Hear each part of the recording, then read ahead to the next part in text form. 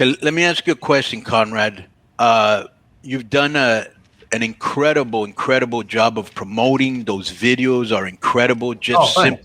simple storytelling, incredible. Whose idea was this to do Ric Flair's last match and put this show together? How did this even start and take us to how we got here? But I wanted to tell you, me and Glenn saw your video yesterday, and we were like, well, first of all, that's the great thing about, and I think Flair might have said it. He said, I don't need writers. We just use bookers. And right, when you got Jeff and you got Karen and you got Lethal and you got Croc and you got Flair, you don't need to write down. You just, you have a bullet point and you do it. And you guys did an incredible job. Thank you. I appreciate that. That means a lot coming from you, dude. I really appreciate that.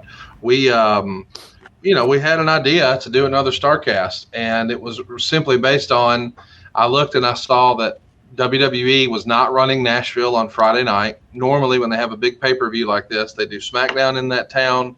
They used to do the NXT pay-per-view, then the actual real pay-per-view, and then Raw all in the same town. Well, for Nashville, I saw, wait a minute, the show's on Saturday, not Sunday, and they're in Atlanta on Friday. So Nashville's 2 hours from my house, less than that.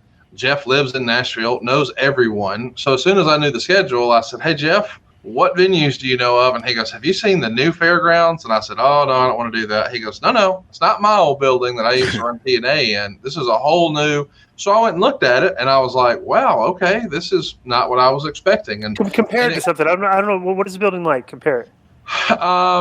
Well, there's 3 expo centers. So one of the expo centers, it's like, a metal wall and concrete slab and, but it's brand new. Size-wise, how many people does it hold? 2,500 in the big room. Right. So I thought, okay, well, I could run wrestling in here. I know I could run wrestling in there because NXT looked at it pre-pandemic, and since then, Impact ran it and NWA's ran it. And so, all right, well, we could do that in there, and there's a room in the middle, Expo 2, and I thought, okay, we could do our meet and greets in here. Then I could put my stage in the other spot. So the large building, I think, is 46,000 square feet. Meet and greets is like 25,000 square feet, and where the stage is like 38,000 square feet. So it was plenty of parking, like 7,000 parking spots. And I'm like, okay, this will do. So we started whittling and working on numbers and all that. And the only panel I ever wanted to deliver that I couldn't deliver was the roast of Ric Flair. But Rick got hospitalized in 2019, couldn't make it to Vegas. So I really wanted to do that. So I pitched him. He was down. I pitched him on doing a horseman reunion because I didn't think we could get all those guys on the same stage, but somehow I did. And okay, here we go. I realized it was the 30-year anniversary of SummerSlam 92. That should be easy.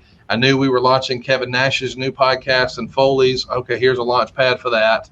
And then some other stuff just fell in our lap, like Paige and Claudio and Bryan Danielson and all that stuff. So I knew I had the panels rounded out. But Conan, as I looked around, I was like, dude, what's everybody doing Sunday? And some friends of ours, I won't say their name, they're going to run a show soon. And I said, guys, y'all shouldn't run your show there. They hadn't announced it yet. You should run your show here. Like, you're going to have 70,000 fans, or we thought at the time, 70,000 fans here for SummerSlam. Just siphon off that and run a Sunday show. They thought about it for 2 days and called me and said they didn't want to. And I was like, this is too good of an opportunity to pass up. So I called David Crockett, who I got to know really well because last year we covered 1986 JCP week by week with Tony on his podcast. So we had David pop in like once a quarter. Well, he and I hit it off. We did a couple of events together, and whenever I was in Charlotte for my family up there, we would hang out and just carry on. And I knew he had a blast at the AEW shows, and he got the bug in a big way. So I said, hey, man, what if we did like one more JCP? And before I could finish it, he goes, I'm in, when and where? So he was in. So then I called Rick, and it was sort of the same thing. And I've known Rick for 9 years, and every now and again he would say, man, what if? And pitch me a hypothetical about doing one more match. So he jumped at the chance, and then it was, all right, how do I finish out the rest of the card? Because I knew we would have a lot of, pushback about who wants to see another Ric Flair match, or he's too old, or I hate Rick, or whatever the naysayers are going to say. But I thought, man, if we load up the rest of the card and make it feel like all in, a Southern version, this could be really cool. And I started to reach out to different folks, and Scott D'Amore was cool, and Court Bauer was cool, and AAA was cool, and New Japan was cool. And I'm like, I think we got something. And we were off to the races. But what I didn't want to do, Conan, is just announce matches. And matches really work when you've got, these Marvel superhero characters like we've got in our AAA match. But in an old school Ric Flair match, like if we just announce any opponent cold, unless it's Sting or Shawn Michaels, it doesn't make sense. But if we could tell a story, it could work. So I really liked the way HBO and Showtime did like a 24/7 or an all access where they give you like 3 weeks in a row where they're building towards a big fight and create a big fight feel. And that's where Floyd Mayweather became Money Mayweather in 2007 against Oscar De La Hoya. Without that series on HBO, Floyd Mayweather never makes the money he makes. I mean, he was just a mid-card guy who was main eventing boxing shows, but nobody gave a shit. But that television series on HBO made him a heel character. And I was like, okay, I got to tell a story. Let's just do that. So I started reaching out, and I pitched an idea to a friend of ours that I probably shouldn't say their name, and he loved that idea. He helped me fill in the pieces, and what we put together, I'm pretty proud of. So episode 1 was sort of showing the motivation of why is Rick doing this. And episode 2, man, we just did some old school wrestling storyline, and episode 3 is this Monday, and then it's time for our go home, right? We're doing the show. I can't wait for the Monday. I got to be devil's advocate too here because well, let's address some of the things that the critics might be saying. Sure. Like, and you hear like, Rick's health. The guy's got a pacemaker. He's 73 years old, but I saw the video, like, how long has he been training for this? Like, he's obviously under supervised training. Like, yes. I saw he's got training. So explain that. He started training in March. I first pitched the idea in March. He's been training since then. Right. So he's in good shape. Before he agreed, he wanted to do 2 things. He wanted to, 1, talk to his doctor, see if he could get permission, if you will. Right. And number 2, he wanted to get in the ring and take some bumps and just see how does it feel. Because Rick had a mental block about, I want to make sure I can still do this. Mm-hmm. I don't want to do it in front of a crowd for the first time. I need to make sure I can really do this. It's been 10 years, right, since his last TNA match? 11, I believe. 11. So he went and did it, and he called me and was excited, and I talked to Jay not too long after, and I said, hey, man, what'd you think?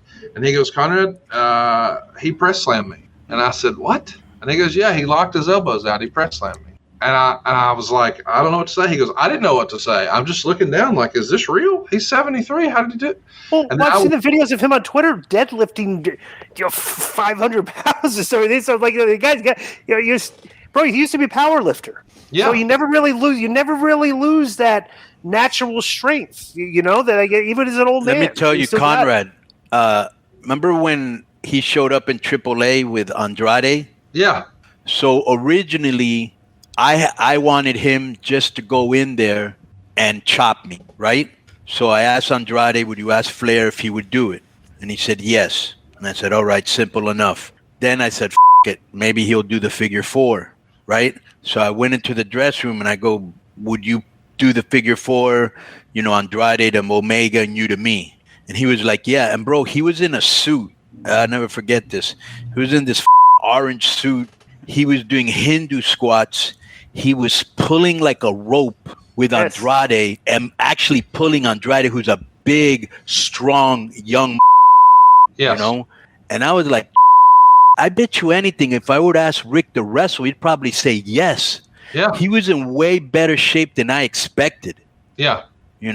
So don't. Yeah. That's the Ric Flair routine. If you've ever been at the go position with Rick going out for his match, and he's getting ready to go out, and like I'm standing there, I'll be like, hey, come over here, and you grab him. He'll do the pull, he'll pull your arms, everything. He'll do the Hindu squats, and he'll just go out. That was like his warm up, the pull and the Hindu squats. Like that's it. And everything, and still go out there and take the press slam off the top rope and take the. But the one thing Ric Flair, like I tell people that the two best experiences I've ever had in professional wrestling is being, wrestling Eddie Guerrero multiple times. I would say Eddie Guerrero is the best professional wrestler I've ever been in the ring with.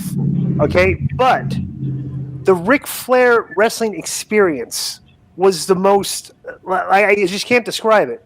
I've never been in a ring with a guy where he's literally pulling you through the match, and like you're not like you're just like like when you go to these car washes and you put your put your car in neutral and you just go through, you just being perfectly led through the match. And I've never experienced that with anybody but Ric Flair. He's like it's like a genius.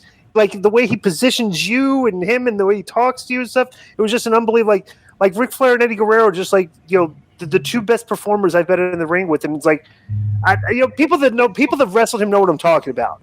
The way he just worked, like, you don't have to provide any type of like effort. He does it all for you. It's very weird, but he's an incredible athlete like that. So there's a famous story when he wrestled Kerry that maybe Kerry was under the influence and that Rick put himself in an abdominal stretch. And right, if you knew what you were looking for, you could see it. And I love that analogy you just said, though, about the car wash. You put it in neutral, and it does the rest. Right, it does the rest. It's like wrestling Ric Flair, Yeah.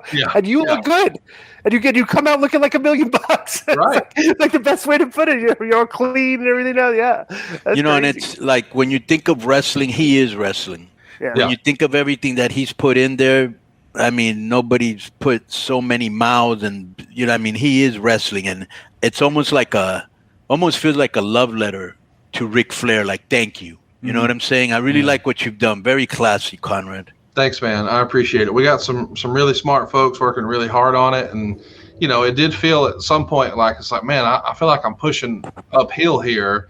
But I knew when episode 2 hit, it would work. And as you guys saw, like, the internet just kind of exploded and responded to it. So it's everywhere now. So it went super viral when we first announced months ago. And then this week we've enjoyed a lot of success and recognition, and I'm glad we're doing it in the home stretch here. You put together a really interesting card with obviously talent from every promotion. Really, what kind of hurdles did you encounter? Having guys from AEW, WWE, Impact, MLW. Was there any problems? No, I mean, listen, we had a lot of ideas that we had to eventually, the trouble is you've got one show and you've got a finite amount of time, and you want to do everything. And you want to have everyone on it. And so there were some ideas that we just couldn't get approved just based on, contracts and all that stuff. Mm-hmm. But as far as the actual promotions, AAA was a breeze, New Japan was a breeze, MLW was a breeze, Impact was a breeze. Like, Court Bauer and Scott D'Amore were just fantastic. And Conan knows, I mean, he helped me put together the AAA stuff. Couldn't have been easier. I mean, just and I think the card is a lot of first-time evers and some dream matches and some legacy stuff, and there's something for everybody. I heard an analogy from Dusty Rhodes once where he said a great wrestling show is supposed to be like the circus or the buffet. Like, there's something for everybody, and I think we've got that. If you're looking for second and third generation guys, we got that. You want first-time ever matchups and inter-promotional stuff, we got that. You want the lady stuff, we got it. You want lucha, we got it. So I'm pretty proud of it. Bunkhouse brawl too. I want to talk about this. Kind of controversial a little bit, but it's like, Rick has had a complicated. This best way to describe life. Like everything, like stuff. Just like you can positives, negatives. We can harp on anything. And I think what happened was like, after the Dark Side of the Ring thing, it was like, because of the groundswell of social media and the mobs, it seems like everybody was on Ric Flair. And it's like, we grew up, like, people like my age grew up watching Ric Flair, and like, he was like one of our motivations to get into professional wrestling. And you didn't really want to see his career kind of like him go off into the sunset like that, with negative energy and stuff and all that. And like, I see this, like Ric Flair's last match, it's really changed the tone of like, hey, regardless of all the problems this guy's had in his career, it's like we kind of need to celebrate Ric Flair's career, and like, this is a way to do it. You know what I'm saying? It's like, because you know how it is these days, bro. The social media, even a lot of these journalists are kind of trolls. It's just very negative, and they just want to try and like find the worst in people and stuff. But like, this is kind of like a celebration, and it's like, even like, I mean, bro, Rick's had problems with friends of ours. Him and Madden had a falling out thing, and like, and like to this day, Madden's kind of upset about that he doesn't even watch wrestling anymore. It hurt him, but like, that's Ric Flair. He's had complicated relationships with a lot of people in his life, but it's like, if you want to look at the career of Ric Flair, how does it go out? It's like, I don't want to remember it going out as like the Dark Side of the Ring episode. This is like more of a way to do it. I think it's good. I think it's good for wrestling. The tone of the business. What do you think?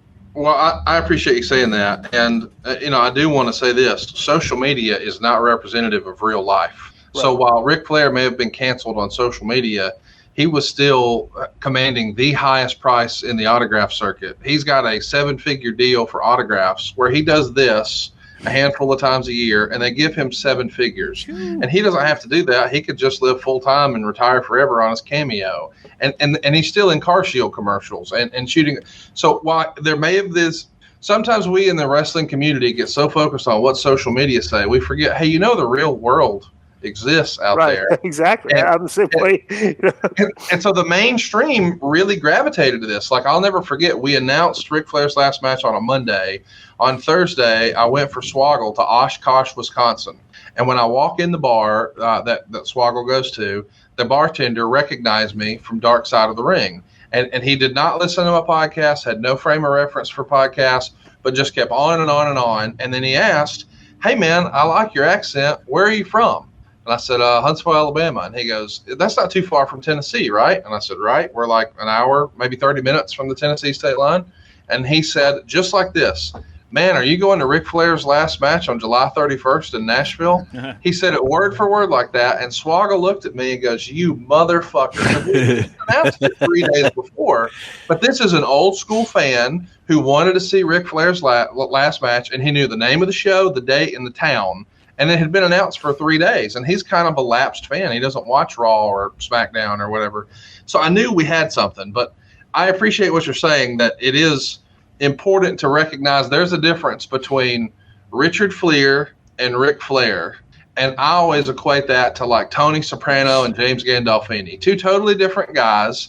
And I'm able to, and this was a recent conversation with Chris Benoit, and I don't want to get into that necessarily, but I'm able to enjoy Ric Flair's entertainment that I saw on TV and not necessarily villainize the stuff they did.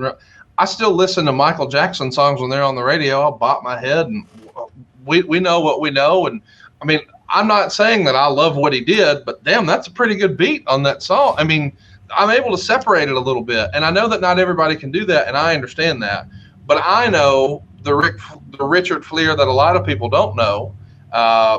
The folks that are coming and bringing presents for Christmas and I mean I know Grandpa Rick, I know Dad Rick, the way he handles his kids, and I know Joe Gomez and Dino and his friends, and I know real life Rick, and not everybody sees that. They see some negative stuff and say, well, that must be all he is.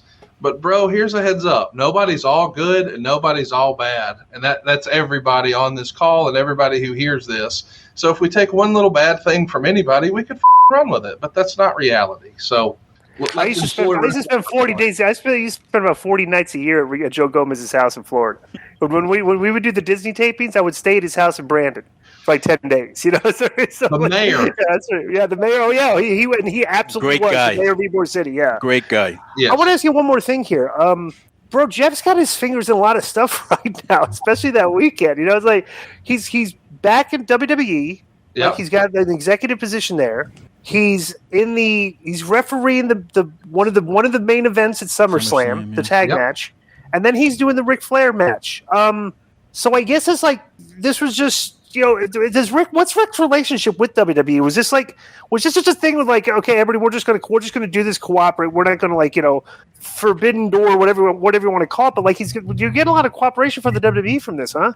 Well, I wouldn't say a lot, but we kind of had all this plan in motion when Jeff went back. So I had a conversation with people that I needed to have a conversation. Before he went back, or after he went? Like, did you talk about this before he went back? Well, I'm giving it all away here, but yeah, I had it lined up. We know the dates. But when this airs, the other thing, stuff will air. But so before he went back, huh?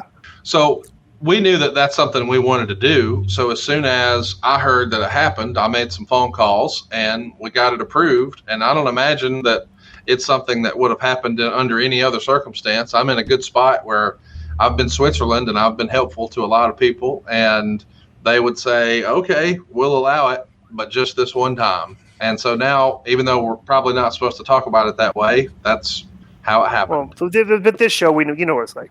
We can appreciate the production of the build of this match, but it's like, we're not going to, we're not like Marks here. So it's like, I don't think everybody wants us to harp on the fact of who all's in the ring and how that happened and how it got there. And everybody afterwards, we'll worry about that. And everybody's willing to sort of be helpful because it's Rick. Like if I was trying to do this for anybody else, I don't know that it would have happened that way. But the combination of me having some good relationships and Rick being Rick. I mean, in the middle of all this, WWE starts saying they want to do a documentary on him. So you've seen some clips, and they actually posted about it. Tom Rinaldi's doing the narration and interviewing for a big documentary that WWE's putting together, and then they put him back in the open. I mean, it's hard for me to imagine that's all coincidental. Like they wanted to get back in the Ric Flair business. And so let me ask you, Conrad, for those that don't know the whole card, and can you announce, some of the matches that you're going to have in Nashville, what platforms they can be purchased on, all that? Absolutely. What we got, the Von Erichs, Marshall and Ross, Kevin Von Erich's kids, they're going to be taking on the Briscoes, who a lot of people think are the best tag team in the world. Ren Narita and Clark Connors, who you've seen recently on AEW, will be there for New Japan. We got Killer Cross and Scarlett Bordeaux in his corner in a rematch with Davey Boy Smith Jr. They've only wrestled one time. I saw that. That was incredible. It was in Bloodsport, so there was no ropes, and this is going to be a traditional wrestling match. So Killer's looking to even the score there. Oh, the Von Erichs and Briscoes, first time ever, never met before. A three-way dance for the Impact title with Deanna, Mrs. Grace, and Mrs. Ellering. A first time ever with Josh Alexander and Jacob Fatu. Alexander's the Impact champ, and the belt's on the line. Jacob Fatu is the longest reigning MLW champion ever, and they've never squared off. Thanks to Conan's help, we've got 4 of the 5 folks from the last Triple Mania that Meltzer said was the match of the year candidate with Ray Phoenix, Torres, Laredo Kid, and Bandito. They're going to steal the show, and everybody knows it. A dream match that everybody wanted to see, and only a handful saw it because it's only happened one time at an indie show 11 years ago.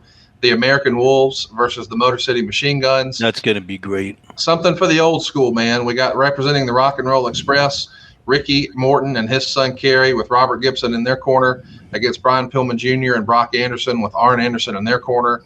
And earlier this week, we announced the Bunkhouse Battle Royal. And here's the trophy, a bronze boot. I just got it back from the bronzery. That's great. We'll start announcing some folks, but Bully Ray's already been announced. And tonight during Dynamite, we're announcing our very last match. There'll be a total of 11 matches, including the pre-show, 55-minute pre-show, and we're scheduled for 3 hours for the pay-per-view, but we bought a little extra time because who's going to tell Rick to go home early? If he wants to go a little longer, it's up to him. Hey, you got to do Plus, this. you know he's going to do some sort of a speech. This is 2022. How many guys got booked to the Bunkhouse Battle Royal? How many will we wind up with? I mean, the original goal was we wanted to have 20. I don't know that we'll have. Tell these guys, whoever they are, okay, say, look, go back and watch. One of the things about the Bunkhouse Battle Royal is the visual that these guys are showing up for a street fight. Yeah, come at you, so they don't wear your trunks and you put some jeans on, get some boots, tape your fists up, but and like that's part of the visual, because that's the thing. They have street fights these days in professional wreshling, and the guys come out dressed in their gear. Yeah, I'm like, dude, it's like I'm old school. You need to have your fists taped and everything. A wife beater on, and so like yeah. Yeah, the knee pads over the jeans. Yeah, right, that's great. Right, yeah, I love that. Oh, man. So, cool, man. Well, Conrad, all I can say is you always do everything with class, organized, very well done. This is no exception, whether it's StarCast, whether it's your podcast, whether it's just anything that you do. It's always a pleasure to have you, giving guys work in this business and coming up with things that are outside of the box. I wish you nothing but continued success, my friend. Hey, Rand, I really appreciate it. I encourage everybody, if you haven't already, go check out episode 1 and episode 2 of Ric Flair's Last Match, the docuseries. Episode 3 comes out this coming Monday. They're totally free. It's RicFlairsLastMatch.com. The pre-show will be everywhere, and you can enjoy that for free. And then the pay-per-view is going to be on Fight. It's going to be on satellite. It's going to be on cable. But if you get it on Fight, you've got it on demand forever and ever in HD. It's going to be awesome. And by the way, Conan, as you know, I think you know, we got your boy Hugo and Carlos doing Spanish commentary. So it won't just be in English. We're going to have a hell of a show in Spanish as well. Yeah, they're the best at what they do. And like I said, man, continued success. I'm so happy for you. And hopefully we will be talking again on Keeping It 100. Boom. Thanks, guys. Thanks a lot, man. All right, peace, brother. Thank you so much. Thank you, Conrad. Thank you guys. See y'all. All right. All right. Have a Thank good you night. for your time.